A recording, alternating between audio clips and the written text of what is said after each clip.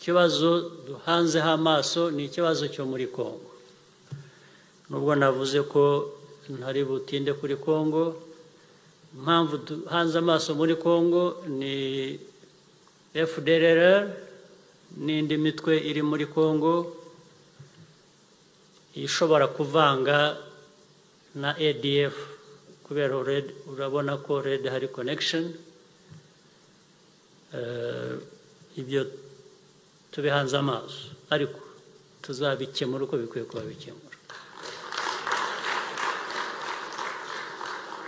Hari aho twinginga, hari aho twumvikana, hari aho dusaba, hari n'aho iyo byarenze umurongo tutagira uwo dusaba, tukakemura ikibazo uko gikwiye gukemuka. Turacyari muri izo stages zo kumvikana, zo gushaka uburyo kuko ikibazo tureba twese dukwiye kucyumvikanaho. Ariko tutacyumvikanyeho kikavamo ko kigiye guhungabanya umutekano w'u Rwanda, kubera ko abandi birengagije ibyo twabasabaga, ubwo nyine niho havamo ko dukora ibyangombwa gukora, twaba twumvikanye twaba tutumvikanye. Ku mutekano w'u Rwanda ni priority. Muri priority zose tugira, umutekano niwo wa mbere, uzi imbere, kuko nta bindi byashoboka hatari umutekano. Umutekano rero abakomeza kwibwira ko tutawukomeyeho baribeshya.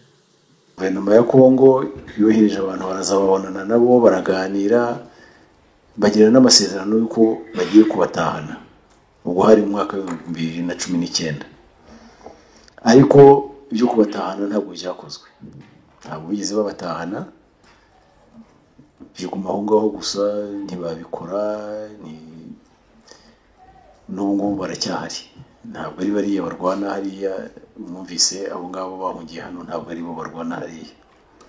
Abandi bahungiye ahandi nabo barisuganyije, bari bagirana ibiganiro nabo ku ruhande rwabo na guverinoma ya Kongo, cyangwa n'ibyo bigize kumvikanaho bitari na kera cyane. Ariko uko byagenze kugira ngo bongere bajye gutangiza imirwano muri Kongo, twebwe nk'u Rwanda ntitwabimenya kuko ntabwo baturutse hano, nta bubasha tubafiteho, ntabwo babaga aha. Ariko byo ntibyabujije guverinoma ya Kongo kubyitirira u Rwanda, kuvuga ngo ni u Rwanda rwashyigikiye, ni u Rwanda rubohereza, tukabaha ibisobanuro, tukababwira muzaze murebe tubereke ahantu hose, ariko bikanga bakomeza kubyitirira u Rwanda. Imirwano yagiye iba aho ikariye, noneho bijya hanze cyane, birasakuza ko ngo ari u Rwanda, akaba ari naho haturutse biriya byo kujya barasa mu Rwanda kugira ngo berekane ko bari abantu bagiye hariya bagiye baturutse mu Rwanda. Igihe cyose tukabwira guverinoma ya Kongo ariko ibyo bintu ni ibiki, kugeza ejo bundi batangiye kohereza amabombe mu Rwanda, ibyo nabibabwiye uko byagenze. N'uyu munsi rero mumaze iminsi mubyumva bicika muri za social media, bahamagarira abantu gufata imipanga, kurimbura igice kimwe cy'abanyekongo, gutera u Rwanda, nibyo mumaze iminsi mwumva. Ubu nagira ngo mbabwire intandaro yabyo, ariko nababwire ko akarere kabihagurukiye. Hari inama zabereye Nairobi, ya mbere yahuje abakuru b'ibihugu, Rwanda, DRC, Uganda na Kenya, bahura ku itariki ya 8 z'ukwezi kwa 4. Ndetse habaho n'indi nama yindi yakurikiyeho kuri 21 z'ukwezi kwa 4, ifata imyanzuro. Iyo ngiyo ya kabiri yo na Perezida w'u Burundi yarayitabiriye, ifata imyanzuro ku birebana na ari amatsinda y'abarwanyi baba muri Eastern DRC. Tuyacamo ibice bibiri. Tuvuga ko hari ayo matsinda cyangwa ibyo bikundi by'abarwanyi bigizwe n'abanyekongo ubwabo, bagira bita ba mayimayi, ubwoko bwinshi bafite. Buriya hariyo armed groups zirenze 130 ziba hariya. abo ngabo ayo ngagizwe n'abanyekongo ubwabo, humvikanwa ko government ya DRC iganira nabo babifashijwe na government ya Kenya, bakaganira nabo hanyuma bakabasaba gushyira intwaro hasi bagasubira mu buzima busanzwe mu buryo butandukanye, niba arabo bashyira mu gisirikare, niba arabo basubiza mu buzima bwa gisivili busanzwe, bagashyiraho gahunda yo kubaherekeza. Noneho abandi rero izindi armed groups zigizwe n'abanyamahanga, zirimo ziriya za FDLR, zirimo abanyarwanda, zirimo izitwa za Red Tabara, zirimo abarundi n'izindi zigizwe n'abanyamahanga.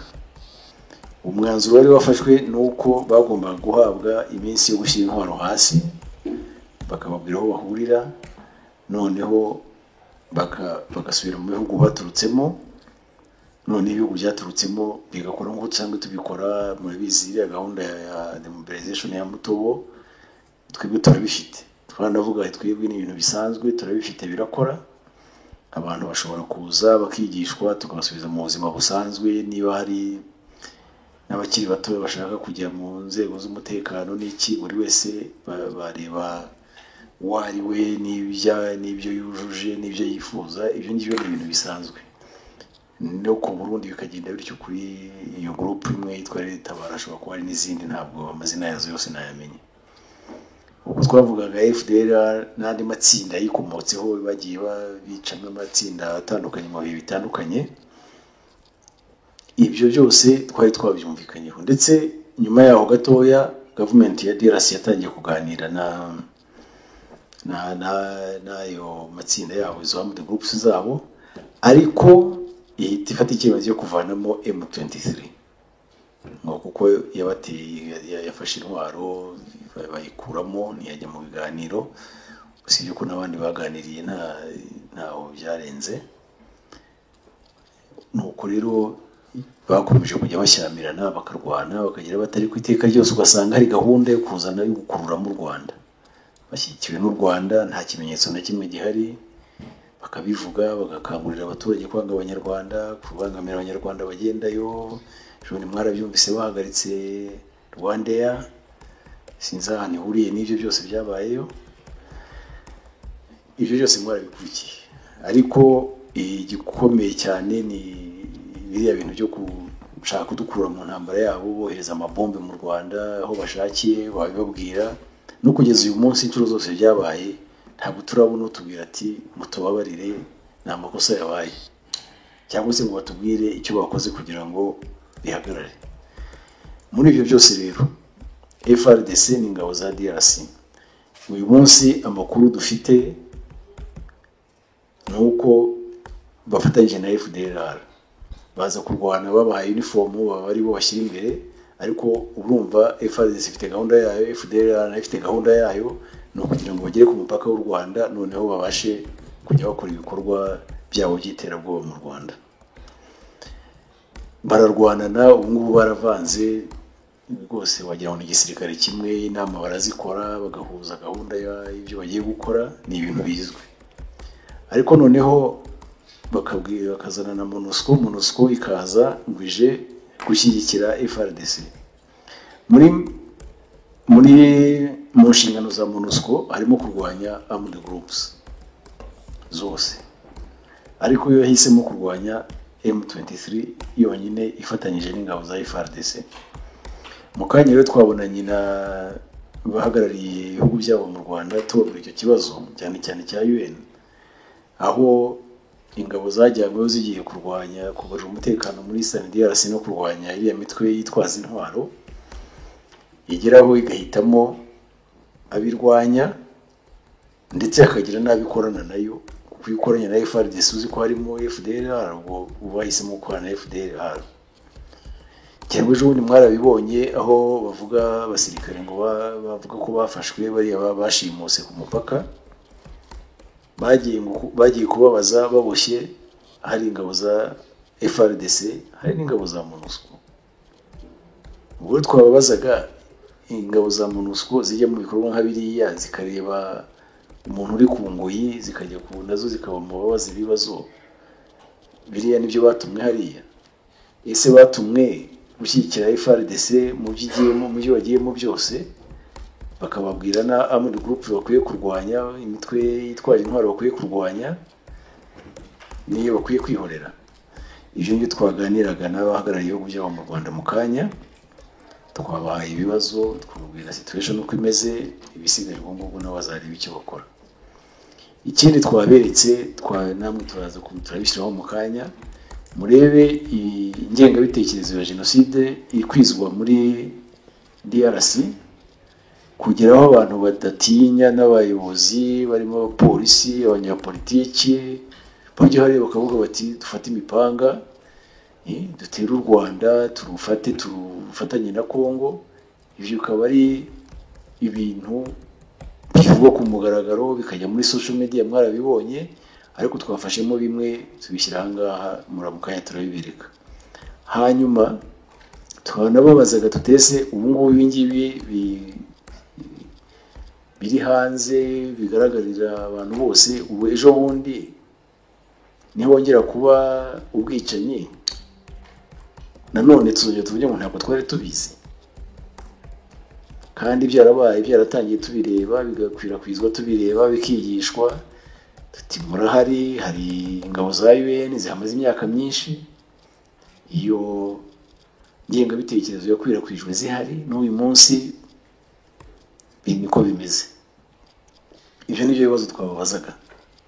Ikindi twababajije muri iyi minsi mwarabyumvise, hari bamwe bagiye banakora batanga n'amatangazo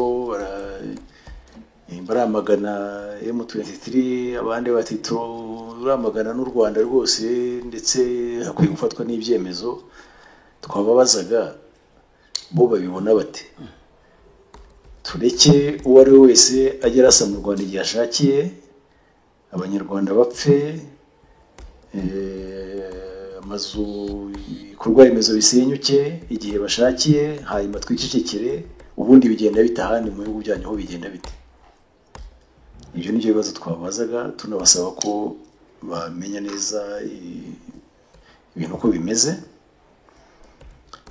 ariko tukanababwira ko twebwe nka guverinoma dufite inshingano zo kurinda abanyarwanda, no kurinda umutekano wabo, no kurinda imitungo yabo, ko tutazakomeza turebera gutyo gusa ngo uyu munsi barase ejo bongere, igihe bashakiye bazongere.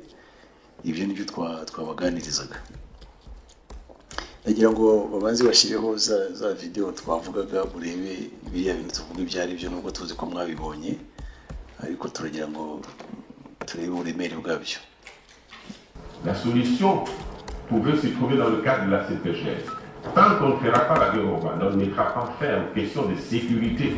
Donc il faut d'abord la défense. La défense, c'est l'option de la défense qui nous permet d'avoir des solutions sur les plans sécuritaires. Pour faire la guerre au Rwanda, occuper le Rwanda, administrer le Rwanda, annexer. C'est trop! Waka kamera trop, c'est trop. Musu mwenyewe mwaningine kweste. Njani mafar dese. Mwazongi lovita. Erekani yate chisema umetoka kweste. Kima late toa sayepo suyo tunyeli. Turuturo kunto tutoza nene. Mwatini. C'est trop la kamera. Wewe Rwanda wewe kune ne kumunga na ishika. Ukakukatana kwa mkono mwati. Ndio kwa mimi mwangile. I think you still do your tissue. Je lance un appel vibrant à toute la population de Goma de prendre le machette, de prendre le couteau, de chercher des lances et des arcs, de chercher le fusil de chasse afin de résister contre l'ennemi. Pas seulement la population de Goma. Je lance un appel vibrant à toute la population de la République démocratique du Congo et même à Kinshasa.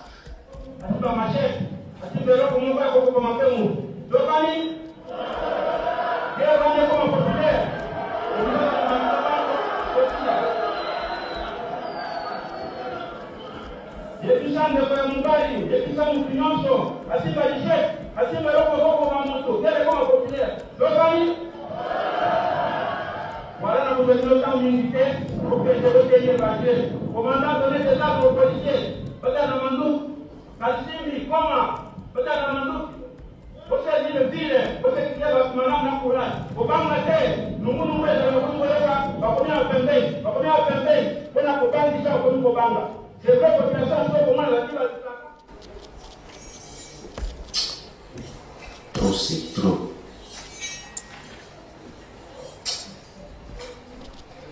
Merci mon commissaire.